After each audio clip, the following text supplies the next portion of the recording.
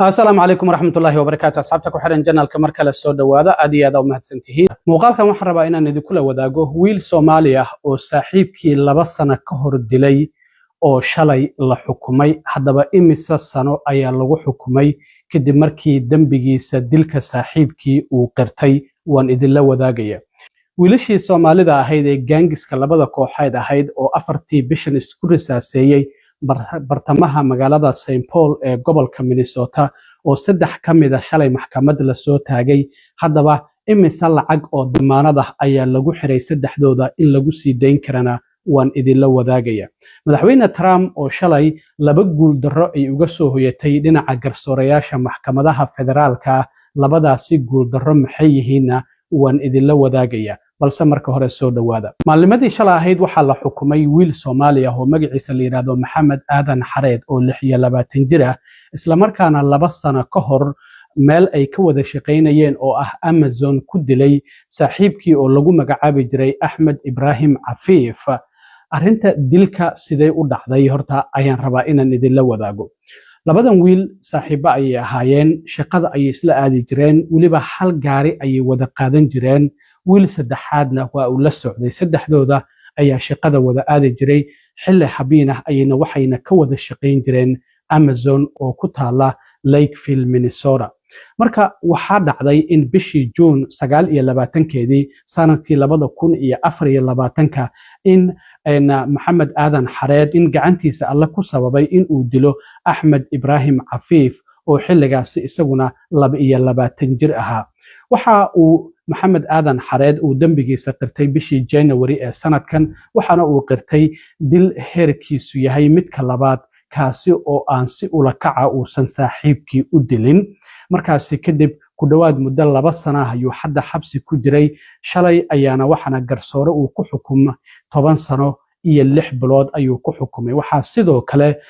credit ahaan lagu siinayaa ku dhawaad 2 sano 700 oo maalmood oo xabsiga uu ku sii jiray waa laga jarayaa 10 sano iyo 6 bilood ee hadda lagu xukumay haddaba dilka sida uu dhacay ayaan rabaa inaan idin la wadaago labadan wiil sida ay sheegay shaqada ay isla imaan jireen isla markaana Maxamed Aadan Xareed waxa uu watay bustoolad u sharciyeysan oo ogolaasho uu u haysto sidaas darteed waxa bustoolada ugu xirnaa nal bustoolada inta badan dusha sare loogu xiray xilliyada habeenkii qofku hadii uu ridayo si uu u arko halka uu ku ridayo sidaas darteed ayaa waxa la leeyahay waxa uu Maxamed uu ogaaday markii shaqada break ay u soo baxeen oo 7 saac habeenimo ay ahayd in nalkii bustooladiisa ku xirnaa uu maqan yahay sidaas darteed waxa ay bilaabeen in ay gaariga ka raadiyaan isla markaana saaxiibadii ayuu weydiiyay inay arkeen iyo in kale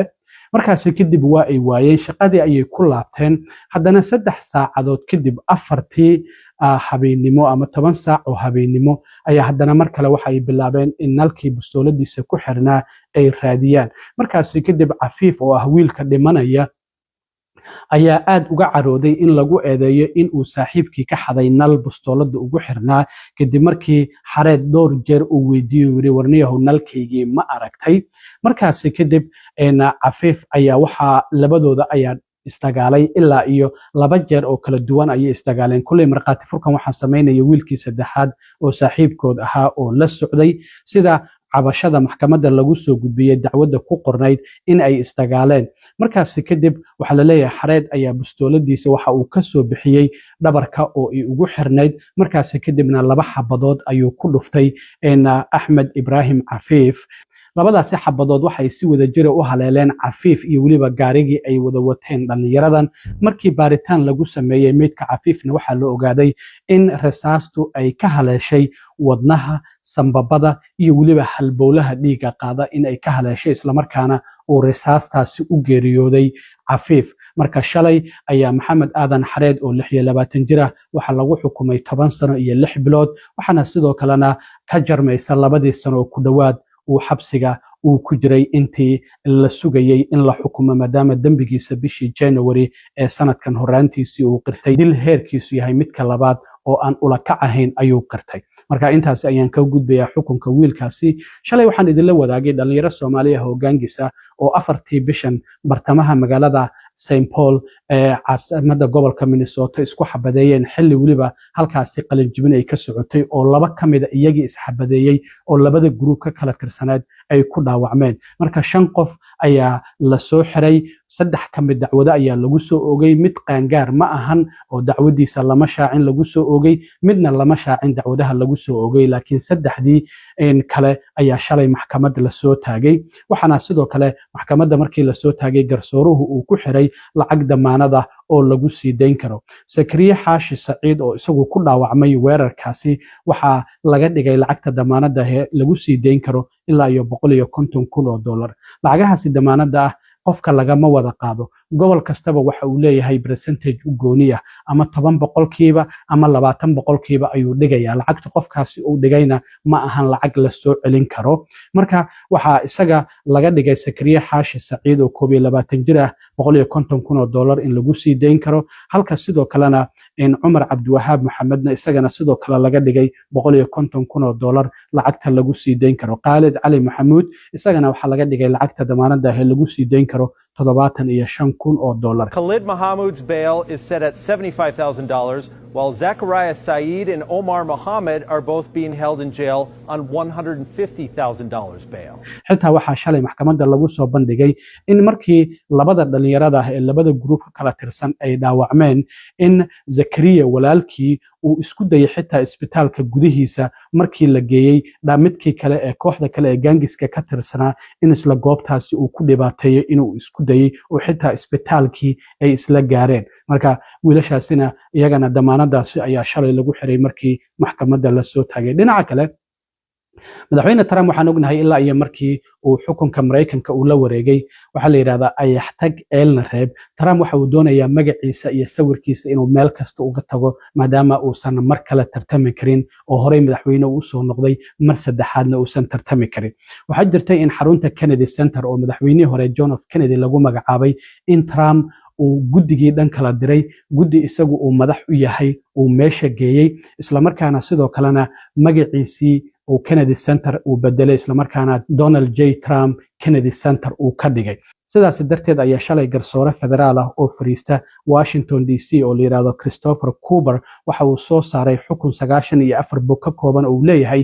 xuquuqda magacaabista ama magac ka bedelista xarunta Kennedy Center waxa iska leh Congress-ka oo markii hore magacaasi u bixiyay marka madaxweynuhu magaca kama bedeli karo oo magaciisa kuma bedeli karo madaxweyne Trump waxa uu sidoo kale soo jeediyay in muddo hal sano uu xirayo xarunta Kennedy Center isla markaana dib u dayactir lagu sameynayo garsooruhu xitaa waxa uu yiri ma xiri kartid isla markaana muddo 2 toddobaad 14 maalmood ayaa la siiyay xitaa website-ka in magacii hore Kennedy Center lagu soo celiyo isla markaana magaca Trump laga tiro xaruntaasi sidaas darteed Trump qoraal dheer oo ka koobnaa 582 xaraf ayuu ku soo qoray bartiisa True Social oo garsoorahaasi ku eedeynaya garsoorahan waliba Obama ayaa magacaabay oo waxa uu leeyahay garsoore Barack Hussein Obama uu magacaabay ayaa hadda waxa uu ka soo horjeestay dib u dayactirkii aan ku sameynayay xarunta Kennedy Center marka Trump gabi ahaanba arrintaasi waa laga hor istaagay oo waxa la yiri magacaada waa inaad meeshaasi ka fujisaa isla markaana dhamaanba xitaa website-ka gabi ahaanba aad magacaasi ka tirtirtaa oo magacii hore aad ku soo celisaa madaxweyne Trump waxaan ognahay sidoo kale wasaaradda cadaaladda sawirkiisa oo weyn in lagu soo dajiyay maadaama aan ognahay hadda Mareykanku inuu u dabaaldegayo 4 bisha July ee soo socota in sanad guuradii 250aad ee ka soo wareegatay xornimada Mareykanka in baasaboorada qaarkood sawirka madaxweynaha lagu soo dajiyay waxa jirtay qamiistii sidoo kale wasiirka maaliyadda Scott Bessent inuu soo bandhigay lacag $250 oo isku dhagan oo saxiixa madaxweynaha iyo sawirka madaxweynaha uu ka muuqanayo wasiirka maaliyaddana saxiixiisa uu ka muuqanayo laakiin dastuurka Mareykanka waxa uu dhigayaa qof nool sawirkiisa laguma soo dajin karo lacagta Mareykanka haddii uu dhinto waa meesheeda madaxweyne Trump markaas kadib waa laga yaabaa laakiin Congress-ka ayaa arrintaasi approval ay uga baahan tahay lacagtaasi $250 oo isku dhagan oo sawirka madaxweynaha uu ku dhagan yahay in uu Congress-ku u ogolaado marka Trump waxa muuqata marka in uu meel kasto magaciisa iyo sawirkiisa uu doonayo in uu uga tago waxa sidoo kale jirta in shalay garsoore kale oo federaal ah oo la yiraahdo Leonie Brinkema in iyaduna ay si ku meel gaar ah u joojisay lacag ku dhawaad $2 bilyan oo madaxweyne Trump uu doonayay dad uu ku tilmaamay in wasaaradii hore ee cadaaladda ee maamulkii Biden ay si cadaalad darro ah ay ula dhaqantay in magdhow ahaan loo siiyo. Trump isaga ayaa isdacweeyey. Waxaa jirtay lacag 10 bilyan ah inuu IRS ku dacweeyey maadaama uu sheegay in canshuurtiisii ay si sharci darro ah ay ku soo dusiyeen. 230 milyanna waxa uu ku dacweeyey wasaaraddiisa cadaaladda oo uu yiri intii Biden uu xukunka hayay ayaa aniga baaritaano kala duwan la igu sameeyey. Marka Trump isaga ayaa isdacweeyey, isaga ayaa haddana isla heshiiyey. Sidaas darteed wuxuu yiri waan ogolahay inaan dacwadahaas midda IRS-ta iyo midda wasaaradda maaliyaddaba aan baabi'iyo, laakiin waxaan doonayaa in la sameeyo sanduuq la yiraahdo anti-weaponization fund, taasi oo loogu talagalay lacag ku dhawaad 1.7 bilyan in lagu shubo, isla markaana dadkii cadaalad darrada maamulkii Biden uu kula dhaqmay in magdhow lagu siiyo. Dadkaasi waxaa ku jira marka 1600 oo dadkii January 6 Trump markii doorashadii waa laga xaday uu dhahayay Congress-ka weeraray, oo Trumpna maalintii koobaad ee xilka loo dhaariyay 20 January ee sanadkii 2025 1600 uu cafiyey. Dadkaasi ayaa wuxuu leeyahay lacagtaasi waxaa maamulaya 5 qofood, wasaaradda cadaaladda ayaana maamulaysa, wayna soo dalban karaan oo dadkaasi ayaa magdhow ahaan loo siinaya. Arrintaasi xitaa xisbigiisa Republicaanka xubnaha Congress-ka ay ku jira waa ay ka soo horjeesteen, waxayna ku tilmaameen mid sharci darro ah. Marka garsoorahan federaalka oo magaceeda la yiraahdo Leonie Brinkema shalay waxa ay ku tilmaantay arrintaasi mid sharci darro ah, waxaana iyadana magacaabay Clinton, waxayna wasaaradda cadaaladda ay ka dalbatay tallaabo dheeraad ah inaysan qaadi karin, isla markaana lacagahaasi wax akoona aan lagu wareejin karin. sidaas darteed labadaasi guul darro ayaa madaxweyne Trump shalay garsoorayaasha federaalka kala soo gudboonaatay. Mid waa xaruntii Kennedy Center oo magaciisa lagu dhajiyay in laga fujiyo isla markaana uusan xiri karin, tan kalena waa lacagtaasi 1.7 bilyan uu yiri dadkii maamulkii Biden si cadaalad darro ama ay ku maxkamadeeyeen ama ay ku xireen ayaa magdhow lagu siinaya oo garsoorahan kale uu ka hor istaagay. Arrintaasi oo waliba muran weyn dhalisay, xubnaha Republicaankana ay si aad uga soo horjeesteen. Xitaa waxaa jirtay sharci la filayay in sanadku uu codeeyo, sidaas darteed arrintan iyagoo ka careysanna ay sharcigii intay gabi ahaanba meel iska dhigeen, ay fasaxii Memorial Day-ga ay aadeen oo hadda ay ku maqan yihiin. Marka Trump xisbigiisa arrintan aad ayay uga soo horjeesteen, gaar ahaan xubnaha Republicaanka ee labada aqal ku jira. Aad iyo aad u mahadsantiin asxaabta, intaan mar kale kulmi doono. Nabadgelyo.